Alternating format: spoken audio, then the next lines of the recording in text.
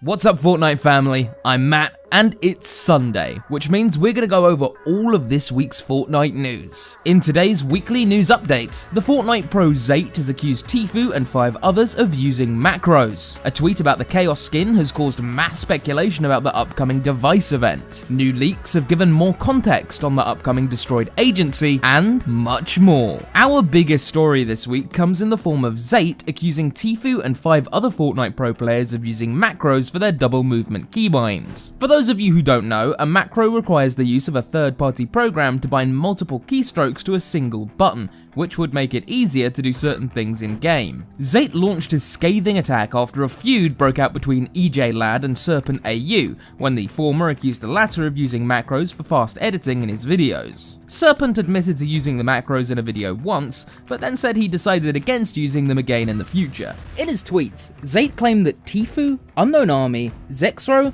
Bucky FPS, Canada, and Creo all used macros to make double movement work, which annoyed him because he'd practiced the technique for a year to make it work. All of the pros mentioned in the tweets, bar Tfue and Zexro, responded to the allegations and said that they basically had no real idea what Zate was talking about. Zate went on to delete his tweets shortly after and offered no proof at any point in time that any of the pros were actually using macros. The news site Fortnite Intel reached out to Zate for further comment, and he responded by saying there was no evidence of anyone, except Tfue, currently using macros. He went on to say that the other pros he had initially mentioned were actually probably all legit. Despite maintaining his position on Tfue, Zate has offered no proof to verify his point. Back to the Australian YouTubers that caused this flare-up of Twitter beef in the first place, Serpent AU has been dropped from his organisation Overtime Gaming in response to his macro usage. On June 9th, Overtime Gaming tweeted a statement regarding the issue. The statement said that it was their job to look after both their talent and the community that they were building, and so they were releasing Serpent from his contract completely.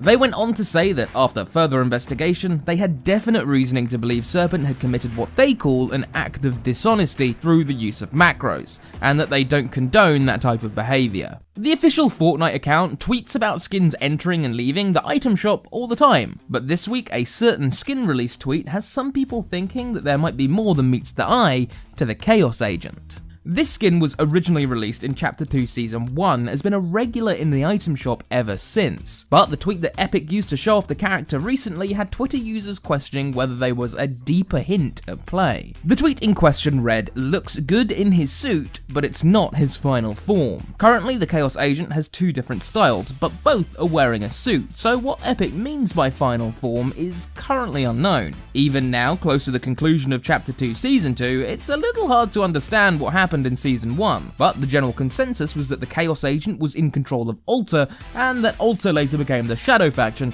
who still use the Chaos Agent in their banner. With so much riding on the device event, many are theorizing now that the Chaos Agent will make some sort of a move during the upcoming event, and may even sabotage Midas's efforts after gaining control of the island, resulting in a new third style to the skin after the event. On the subject of the upcoming device event, which is now just days away, new leaks have surfaced on Twitter from data miners, revealing even more of the destruction that is set to ruin the agency building. Up until this point, we've only had mere glimpses at what the destroyed agency might look like after the device event, but as we can see from these new data mined leaks, the destruction is set to be truly awesome. Epic is clearly ramping up to the genuine release date of the device event now, with no more setbacks in sight, as the hatches around the agency have finally popped open and the countdown has appeared above the agency itself in game. So it won't be long until we get to see that destroyed agency from the leaks in the game for real. After a week-long hiatus, the Ninja Battle series of Fortnite Invitational tournaments returned this week. The tournament was filled with thrills throughout the course of the day, and while it remained tight throughout, the end result was a victory for EMADGG, Commandment, and Bizzle. The Ninja Battle series remains incredible to watch, especially now with the addition of the arena mode format, which has hopefully removed the chances of those boring endgame flopper heel-offs in the future. The next tournament will be taking place next week, right after the release of the new season, which should hopefully feature some shakeups to the meta. Speaking of shaking up the meta, let's talk about stealing walls for a moment. While ping dependent, or north facing dependent, stealing walls is a safe way to get the upper hand on your opponent. There are only a few limited options that you have if someone takes your wall and you're in a box.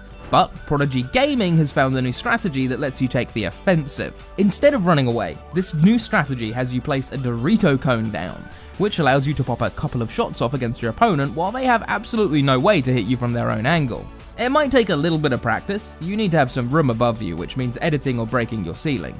But this new strat looks to be pretty powerful. We really hope you enjoyed this week's breakdown of Fortnite news. If you did, why not leave a like?